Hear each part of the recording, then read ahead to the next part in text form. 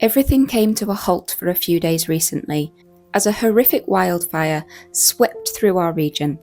It devastated over 3,200 hectares of land, including many people's homes, farmland properties, and wildlife habitat. It saw over 3,000 people evacuated and 18,000 people confined to their homes, including us, in a lockdown that lasted for several days.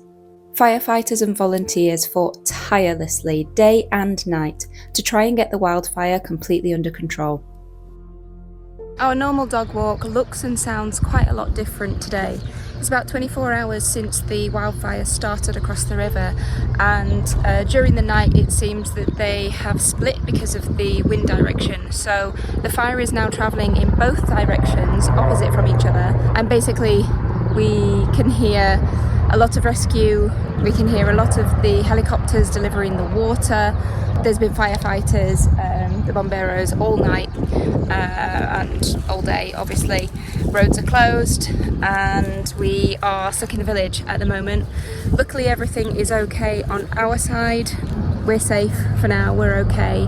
But some of the surrounding villages and other kind of pueblos have been evacuated and are just not safe for people to be in anymore.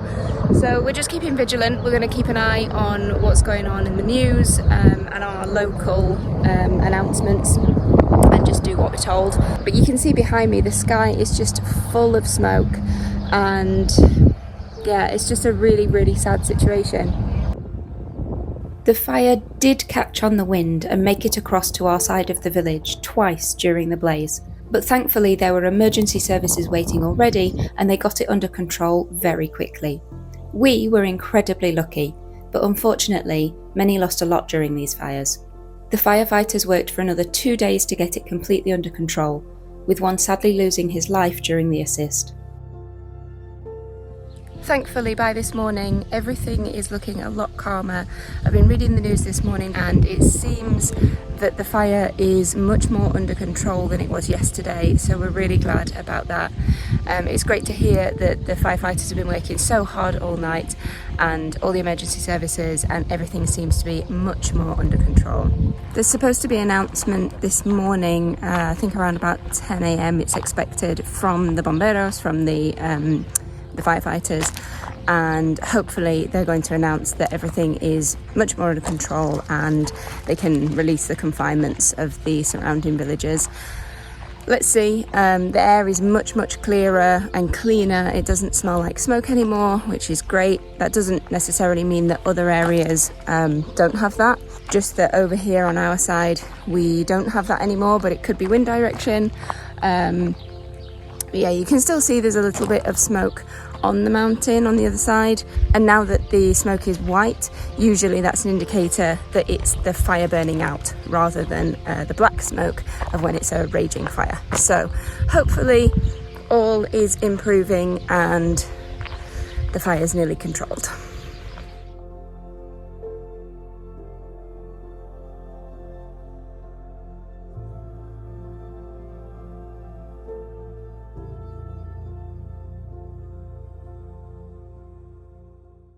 It's time to tackle the electrics in our kitchen build project, and we've not chosen the easy route, to say the least. We've ended up with a whole mixture of internal conduit, external conduit, surface mounted sockets and switches, recessed ones, and a spaghetti network of one-way and two-way switches around a ring beam. Sounds simple, right? This morning I'm working on getting all of the junction boxes installed. So I did this one yesterday and it went up really easily. It's just a case of marking out where you want it and then screwing it in. So yeah, I've got a couple more to do on the ceiling around here. And then there's one that I might leave actually until we come to do the electrics, because it's where we're going to have the switches, and we might play around with how those switches go because that's all externally mounted. So I might wait to put that one in and just install that at the same time as we install all the electrics. So on Monday, we're having our friend round to come and do those electrics for us. So that'll be a massive, massive, massive job ticked off the list. It means that we can actually have some light in here again. We've actually decided to go for up lights along the beam. So they'll kind of shine upwards into the beam space and then kind of shine that light across the ceiling. So hopefully that's going to give a really nice warm light rather than something that's a down light, because we don't want to create shadows while we're cooking and things like that. So we thought that was probably the best way of doing it. And then in this part of the kitchen, we might have some under cupboard lights if we end up installing cupboards here, or maybe on the underneath of a shelf or something like that, so that we have a bit more light on the cooking space. But that's TBD. So we just need to get some more of those junction boxes up and ready for Monday. And this is where we're going to be having the switches, the light switches. So I think it's probably best that I wait until we're actually installing these and put those on, because we're not exactly sure where we want to put the junction box here. Obviously it will be in the same height, in line with all of the others around the room so that it looks even, but we're not sure like exactly how far along this wall to do it. So I think we'll wait for that one. But yeah, I think there's 7 in total, maybe 6, I can't remember, but I'm gonna get those done. Okay, so they're all installed. We've got the ones in the corner here above the kitchen. There's a couple around this corner and then one on this wall here, and they're all done for now. We've obviously already got the holes in here ready for the junction boxes, but because we're going to be going from external into internal, I'm not going to put those junction boxes in yet because we might need to choose where we punch the holes to be able to put the other wires in. So I'm not going to bother putting those in just yet. We'll put those in on Monday when we install the rest of the electrics. But yeah, things are looking pretty good. Whether you're an off-gridder, homeowner, renter, or van lifer, the safety and security of your home is so important to you. And this week we're happy to introduce you to Reolink, who have kindly sponsored this video. Reolink makes state-of-the-art affordable security cameras and have different models and features to suit your needs.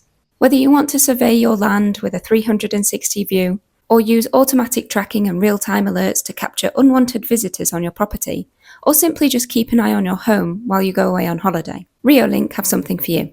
This is the Argus PT Ultra, the first ever 4K pan-tilt camera with smart detection, powered by solar, battery or mains.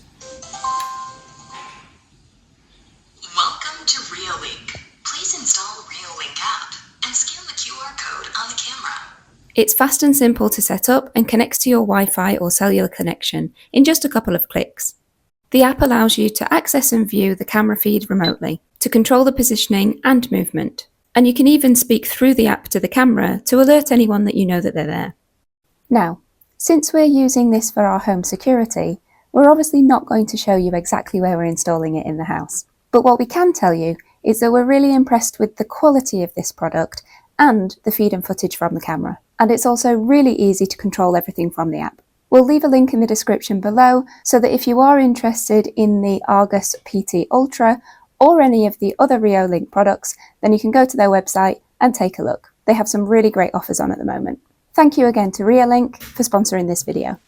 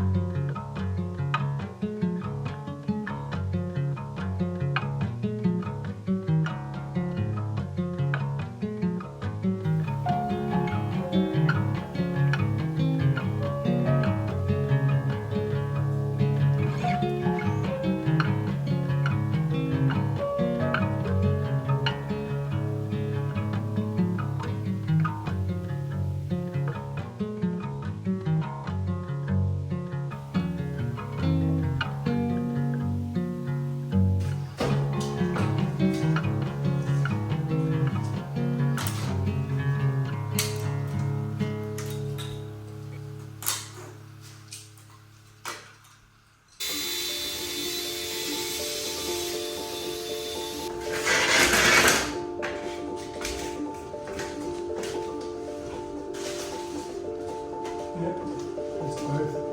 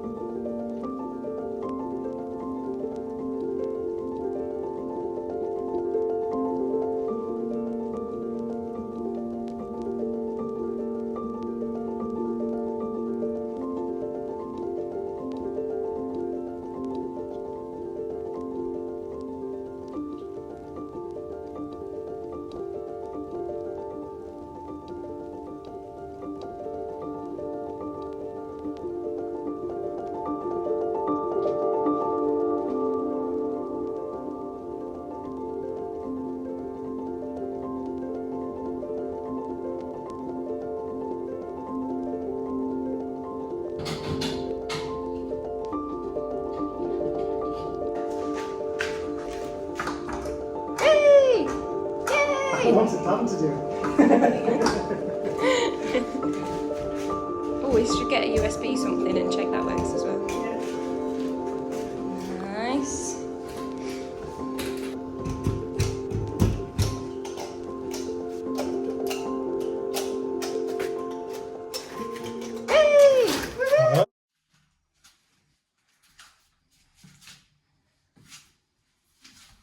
After the first day's work, we'd made a pretty good start, and with a few days between that and the next day that our friend could come back to help again, we had time to continue with more of the conduit in preparation for more of the electrics to be connected.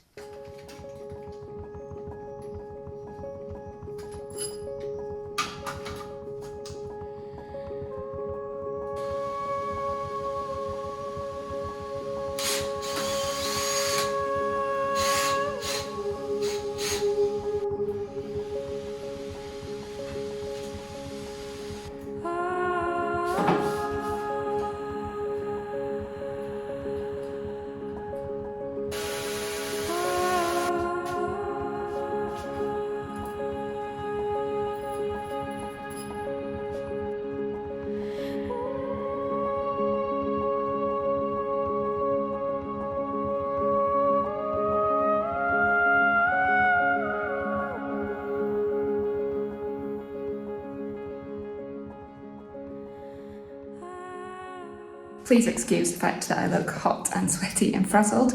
It is really hot today, but we just want to keep getting on with these electrics while we're in a good kind of flow with it from yesterday.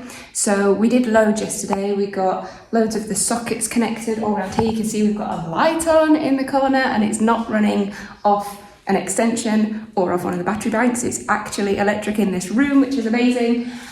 We've not had that for months. So we got quite a lot of the ring beam done, and basically we've got like 2/3 of the ring beam connected all the way around to here. So that means that all the plug sockets that come off that one are connected now. So I think that's probably like 75%, 80% of the sockets connected. We've just got to do the ones that are in the pantry and for the oven. And then today what I've been doing is just working on the extra conduit that kind of comes like round this section here, and is going to connect for where we're going to have a light into the pantry. So this will be for the switch coming down here, and then this switch will power the light that's going to be above here. So I need to put in an extra little bit of conduit just across the top of here to connect for that light. But annoyingly, I need one more of these like little right angle elbows, and I don't think I've got one. I'm going to search downstairs and double check. We have got some more conduit that we need to do, like across the beam and stuff. But yeah, I was hoping I was going to have enough to get this finished today, but I think I might have to go and buy one. But I've done all of this piece that goes down to here, and basically what we're going to do is drop down into the garage for down there and have the ground connected directly, because then we can sink the grounding rod. This house hasn't had the earth line, and we're adding it for this room. We're also going to connect the oven on its own singular line there, because as a safety measure, it's good to have your oven on a separate line. It also just means that it doesn't suck all the energy and like dip the lights when you're using it. So yeah, one coming straight up from that will connect for here, and then the ring beam will be for everything else. So the final jobs that we'll do next week on the electrics will be connecting all of the lights that will go across the beam. So some on this side here, the long side, and some on the short side here. But we're hoping that we can get the beam supports added before we then install the lights, because that'd be a much better way round to do it. So we're hoping that we might get those beam supports done by the end of this week, ready for putting in the last bits of the electrics next week. So we'll see, but we're just waiting, fingers crossed, on the confirmation of when he can come and do that. But yeah, it's looking so good, and it feels so much more like a finished room with electrics. Obviously there's still loads of wires hanging everywhere at the moment, but we are making good progress. Yesterday I was right, I had used all of the elbows for the conduit, so I went and bought some more, and I'm just doing the bit that goes to the pantry light that will sit and shine into the pantry. And I couldn't remember which set of cables I needed to pre-thread, so I'm going to do both just in case. So we've got one that's like the set of power cables, and then one that's the lighting cables, but I can't remember whether the lights need power cables and lighting cables, because I think these are the ones that are used for the switches, but then you power the lights off the ring beam. I can't remember.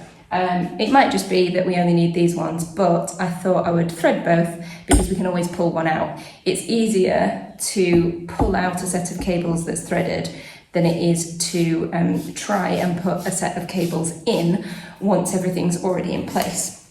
So I'm just going to put it in, and we can always take it out. Dan's probably watching this laughing that I can't remember what I'm supposed to be doing, having asked about 5 times before he left.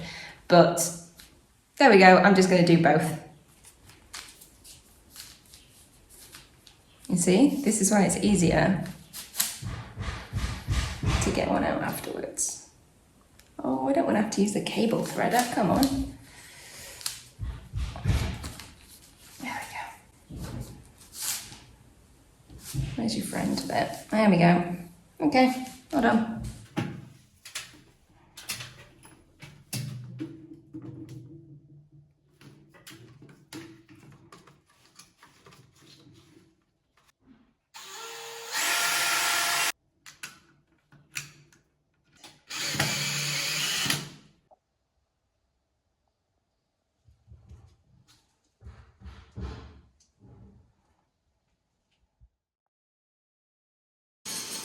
After getting the iron support fitted for our cracked ceiling beam, we continued on with fitting the rest of the electrics. Ignore the fact that the metal beam support is white at the moment, that's just a primer, but we'll show you the full installation and the support in all its glory in the next video.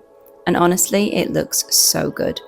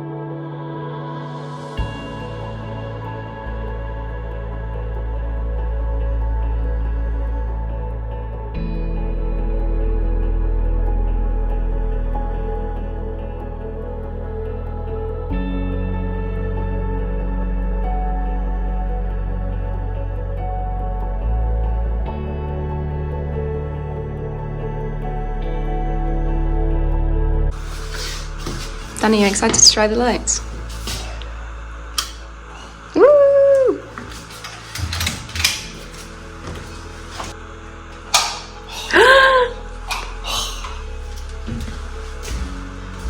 It's good, isn't it?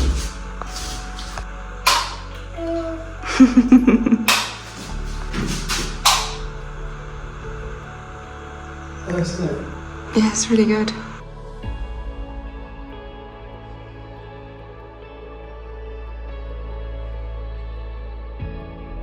So that's it. We have light and sockets. There's a little bit to finish off with the junction boxes and we need to sink the grounding rod, but we're almost there. As always, thank you so much for watching and we'll see you on the next one, when we'll be fixing that broken beam.